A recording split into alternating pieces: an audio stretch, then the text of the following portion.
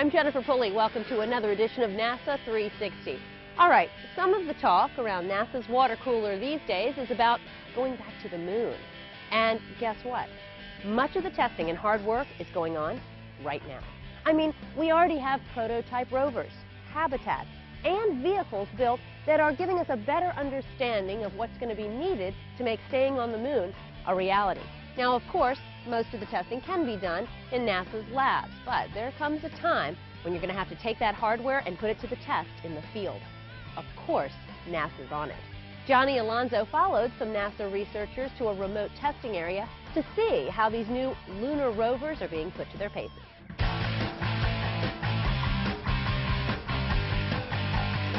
Hey, how's it going? Let me ask you something. Have you ever taken a minute to think about how flawlessly everything must work when we go back to the moon? I mean, think about it. Everything from rockets and spacesuits to rovers and habitats, all must work perfectly. Oh, and let me tell you something. The moon isn't exactly the best vacation spot either. I mean, it's got like 0 oxygen, minus 250 degrees on the cold end, and upwards of 200 at its hottest. Oh, and let me tell you something. When you're on the moon, you're like 240,000 miles away from Earth. Yeah, so when we go, we better make sure that everything works exactly the way it's supposed to when we get there. Think about it. I can't even pack for a short vacation here on Earth. So here's the question. How do you pack for a trip like this and make sure that everything's going to work exactly the way it's supposed to on the moon? This is the exact situation that NASA's faced with right now. In the near future, NASA astronauts are going to be returning to the moon, so all their equipment needs to be tested here to make sure that it's going to work up there. To help test some of this equipment, NASA set up this really cool facility in a place that kind of resembles the moon. Where? Well, not too far from Seattle, Washington, in a place called Moses Lake. That totally fits the bill. So I flew out here to see what NASA's testing and to check out some of this equipment and how it's going to work on the moon.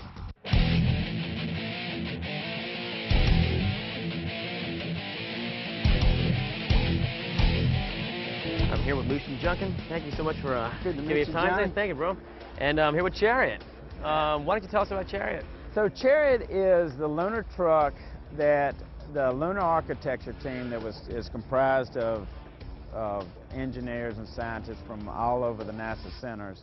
They came together and they basically advised headquarters as what they think we ought to do on the moon. So they commissioned our team to build a lunar truck. The Chariot has a really unique design featuring 12 wheels driven by 2 electric motors through a 2-speed transmission. This truck is really versatile. It can be used as a bulldozer, pushing with up to 4,000 pounds of force. And it's also pretty fast. Well, fast for the moon. It's able to reach speeds of about 15 miles an hour. It's designed in a way that allows the steel alloy frame to be fitted with several different crew payload combinations, including a small pressurized cabin and a sample collector, so it can serve in more than one function. We took lessons learned from the rover, from the trucks here on Earth, from Sojourner, Spirit, Opportunity, all different sources to come up with this. Can I show you this real quick? Sure, absolutely. Thanks. Thanks, man. So this is the turret that allows the crew members to turn left and right. And then these are all of the controls that they have at their disposal. And similar to some of the software that we use, we have a button that we can actually toggle through the different pages that the operator can use. You can see this is a compass with an overlay of the land. And then probably one of the cooler features in the drive mode is the ability to go from vehicle mode, which means the front of your vehicle is this way, to a turret mode, which means that if you press forward on the joystick, then the vehicle will go forward to the operator. Oh, wow. So you can actually go forward and then turret, and the vehicle will strafe that way. So there are a lot of neat things that you can do with craft, just similar to a truck. A truck, similar. One of the key components when designing the Chariot was to have a vehicle with more wheels than a traditional lunar rover. NASA learned valuable lessons when the Mars Spirit rover had trouble with one of its 6 wheels. Even though the wheel could not be fixed, the other 5 were able to work, so the rover is still working fine, but is moving just a little slower. So with that in mind, NASA planners decided to build the Chariot with more than just 4 wheels. It would be pretty tough to have to change a tire on a 4-wheeled rover on the moon, so more wheels the better. The Chariot also can be the ultimate lowrider. It can lower its belly to the ground, making it easier for astronauts in spacesuits to climb on and off. Individual wheels or sections can be raised and lowered to keep the vehicle level when driving on uneven ground. Let me show you one of the suspension modules. Sure. So this is a suspension module. a wheel module. This is an active suspension and passive suspension. Aaron, could you raise the... So you can see this coming off the ground. Yes. So each of these wheel modules are independent. So that means all of them can pull up and lower the belly to the ground. Another cool thing about the Chariot is how its steering works. Called crab steering, the vehicle is designed to drive into the craters of the moon. If a slope is too steep to drive down safely, the vehicle could drive sideways instead. No backing up or three-point turns required. The all-wheels, all-ways steering also could come in handy when unloading and docking payloads or plugging into a habitat for recharging. The lunar architecture team right now has it where we put assets, lunar trucks, athletes on the surface in mid to late of the next decade, 2016, 2017, to do civil engineering construction work, basically berming and leveling. And then the crew arrives in early of the next decade, 2021 or sometime in there. Quick question, why standing instead of maybe sitting? We could have designed a sitting turret, but standing you get a better field of view. The suits are more friendly to standing up. I feel it. Okay. And so operationally it's easier to stand. It's like asking why do you stand when you cook. It's just something. It's just how it is when you're doing those types of activities. Quick question. These rubber wheels. They're not going to the moon, Johnny. I didn't think so, man. Talk to us. So the reason we use rubber tires on the 1G prototype lunar truck is so we can try out different treads on the thing because they're readily available. We're also in the back rooms of NASA developing wheels that are made out of Kevlar and titanium that will be more space-worthy and space-like, go into the lunar surface. So these pneumatic rubber wheels won't do on the moon. The ones will really be titanium or Kevlar or some other composite material like that that can take the hot and the cold of the ground. Lucian, thank you so much for your time, man. Thank you very much, Johnny. Thanks for coming to see us. Definitely. Hope to see you again. Take care. Thank you. Don't go anywhere. We'll be right back. This is NASA 360.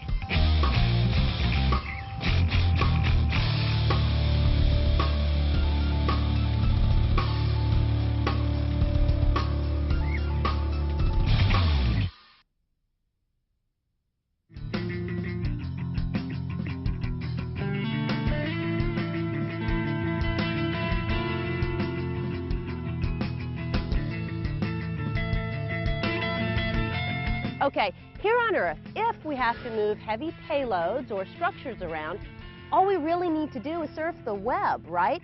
Type in moving company, heavy equipment company. Well, what about on the moon? On the moon, it's going to be very different. So what are the astronauts going to do when they're up on the moon and they have to move things around? That's what NASA's working on right now. One viable solution they've come up with is to build a really versatile vehicle that can accomplish a lot of different tasks. This new vehicle is appropriately named Athlete. Here's Johnny with the Athlete test lead, Julie Townsend, to tell us all about it.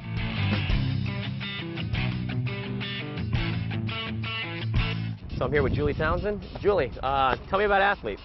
Athlete is the all-terrain, hex-limbed extraterrestrial explorer. Okay. It's a prototype for a lunar robot that would go to the moon to carry an astronaut habitat as a mobile home for the astronauts on the moon. Oh, cool.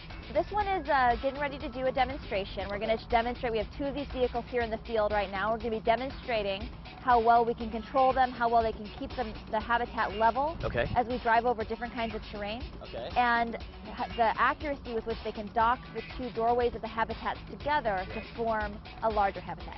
Wow, and I mean, how many people can fit in one of these?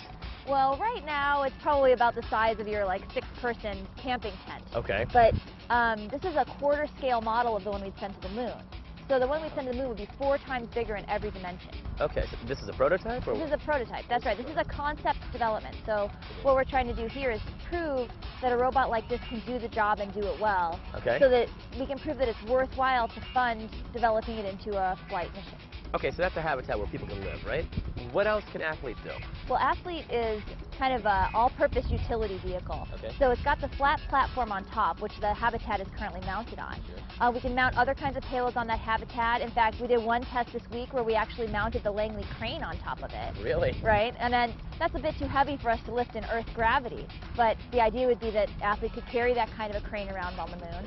Also, because each of the legs has a full 6 degree of freedom manipulator with a wheel on the end, when you set the Athlete down on the ground, it can sit on pads on the ground and become a platform with 6 fully articulated robotic arms. And on the ends of those limbs, we can actually attach tools, like grippers and drills and things to do a bunch of any sort of different activities on the moon that we want. It's a very versatile vehicle. Very slick.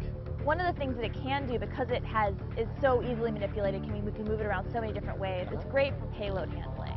So, for instance, say we didn't want to carry this habitat around, we could put it down, we could pick something else up. And we've done demonstrations where we've shown how an Athlete can drive underneath a lander and pick it up and drive it around. Yeah. We've even done one demonstration where we used the 2 Athletes cooperatively, and they picked up a payload between them. Really? And manipulated it onto the ground. Not the most efficient way to operate, but you know, it was really, really cool. Yeah. Solid. Julie, can you tell me how are they operated? Well, they can be operated in a lot of different ways. We're from the Jet Propulsion Laboratory, the home of the Mars exploration rovers, and we're very experienced at operating robots on other planets. So what we envision is that when the astronauts were on the moon, they would operate Athlete locally and be able to drive the habitat around.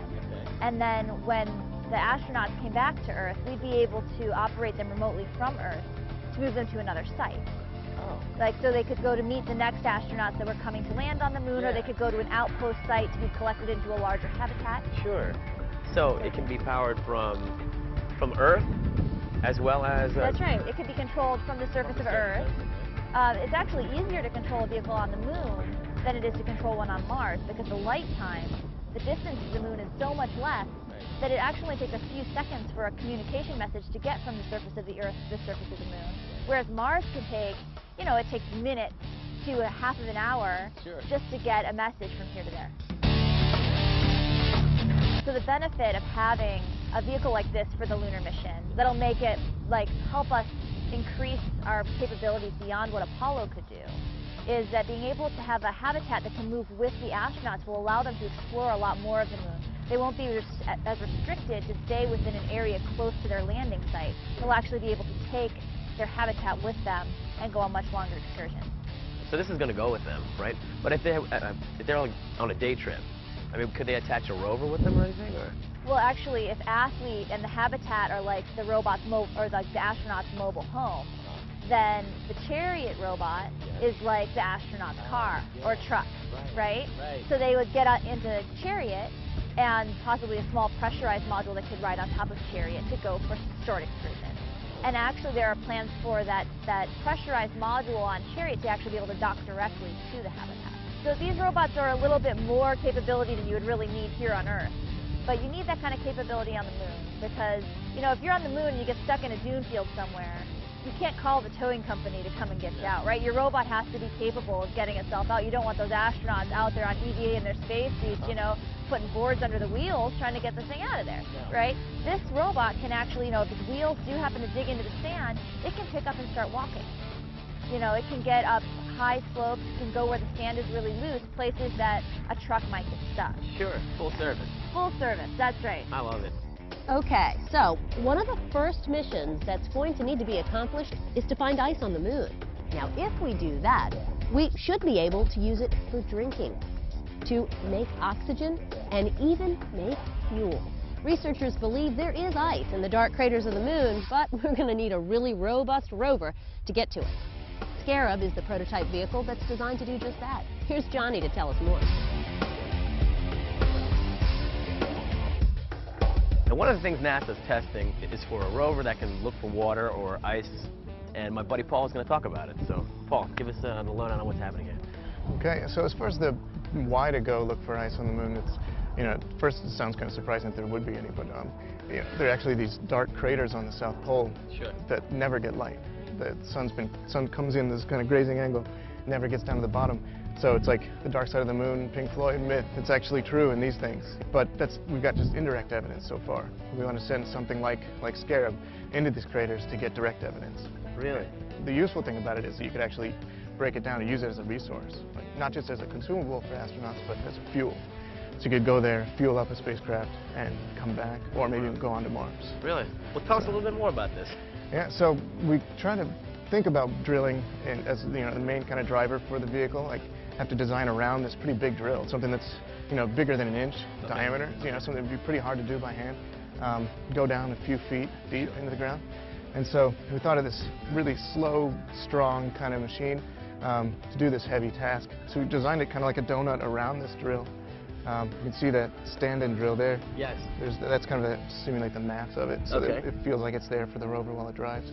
But then, so Scott's driving it now. You can see that this is its kind of normal pace. It's driving out now. This fast, huh? This is about as fast as it gets, yeah.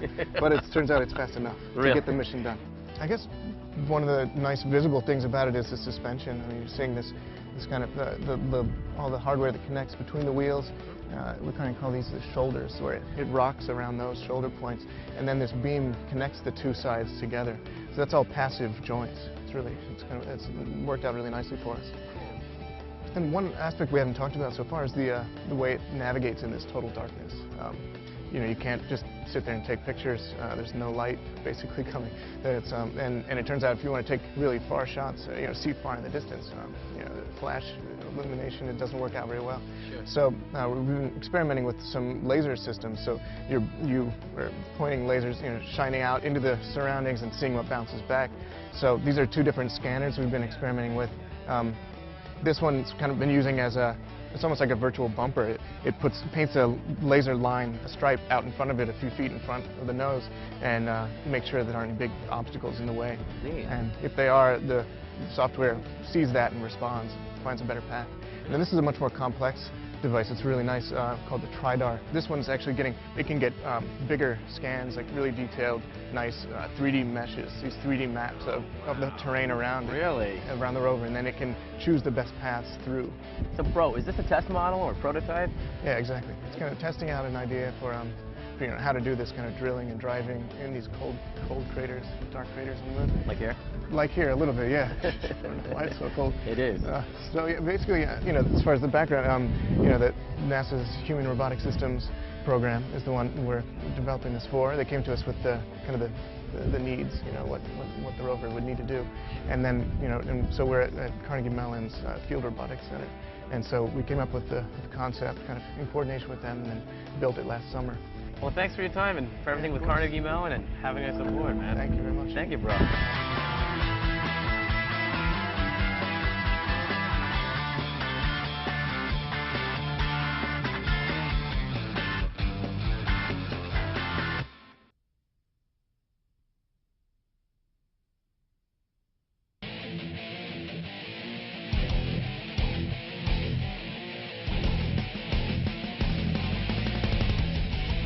Check it out.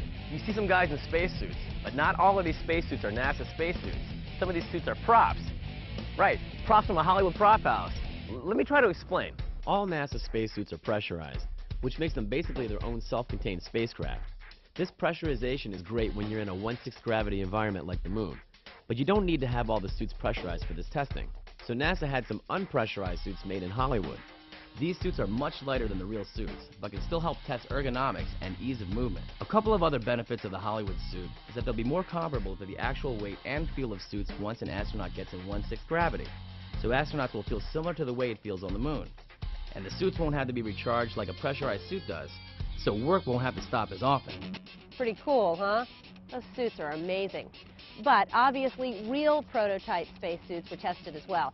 I'm going to throw it back out to Johnny again. He's with spacesuit technician Bill Welch to find out more about this new suit and how it's going to work on the moon.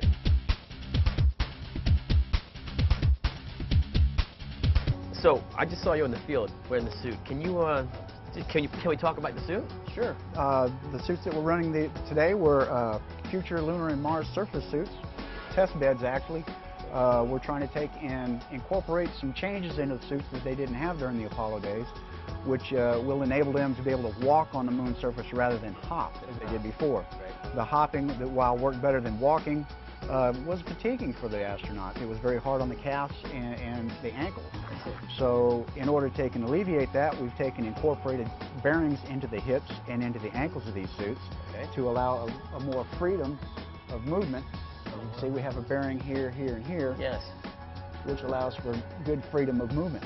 Another thing that they didn't have on the A7L, which was the moon suit, was the waist bearing. I don't know if you noticed while I was walking, but there was a lot of swivel in the hip. That's really big. That makes a big difference as far as comfort and being able to move freely in the suit. Is it really difficult to get into a suit like this? Well, no. The cooling garment, if I can take and grab one here. Excuse me, folks. This is the cooling garment. This is what we wear on the inside. This is being flown right now. This is used in the EMU upon shuttle and station. What we do is you can see all the tubing running through it. We pump cold water through that tubing to keep me cool inside the suit so I don't overheat. No kidding. Yeah. And as you can tell, it's fairly slick. It's a tight-fitting suit. Right.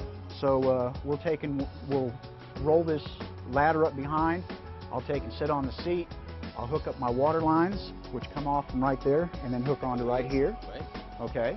And once that is done, basically what they'll do is they'll just, my suit techs will take and grab hold of the toes of the suit and pull them forward, and I just drop right in. Really? And then once I'm in the suit, they'll take and finish up my connections. They'll put in my earbuds so I have my radio communications. My microphones are already in place. They'll hook up my shoulder pads. At that point, they'll close the back door, put on my gloves, get the airflow started, put on my helmet, pressurize me up, and out the door I go. So basically the concept of these suits is to be able to take and either leave them outside the vehicle and be able to put the back in. And we are just out here trying to provide the best product possible for the future of lunar surface and Mars surface exploration. So this is basically like your own little space shuttle. Indeed it is. It's our own little spaceship, just like the EMU out in space. Once they leave out of the airlock on the space station, they are in a spaceship. They have their telemetry, they have their batteries, they have their cooling, they have their air, they have everything. They even have the capability, should they come disconnected from the space station, to be able to drive themselves back. They have a little gaseous nitrogen rocket motor that is hooked onto them, and they're able to take and drive themselves back in an emergency situation. So yes, they definitely have their own little spaceship, and that's what we're working on, is having your own little Moon Mars rover. Well, it's been a pleasure talking to you. Indeed. Thank you, sir, right? Take care. Most definitely. Well, today we saw some pretty cool concept vehicles that may one day be used on the moon and on Mars. And all that harsh testing we saw, it can only make the vehicles stronger and more reliable once they actually do get on the moon. And who knows, maybe one of you watching will be driving one of these vehicles in the very near future. That's it for now. For Johnny Alonso, I'm Jennifer Pulley. Catch you next time on NASA 360.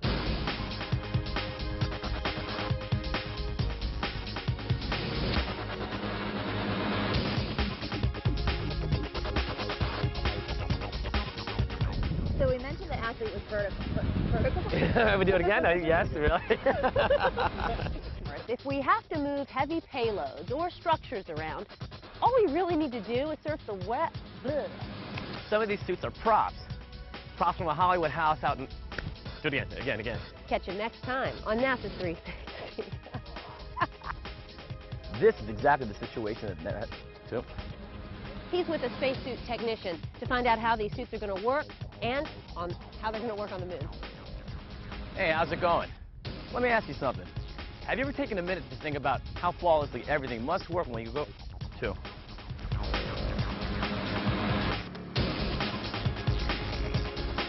How do you pack for a trip like this? Nope. I can't even pack for a trip for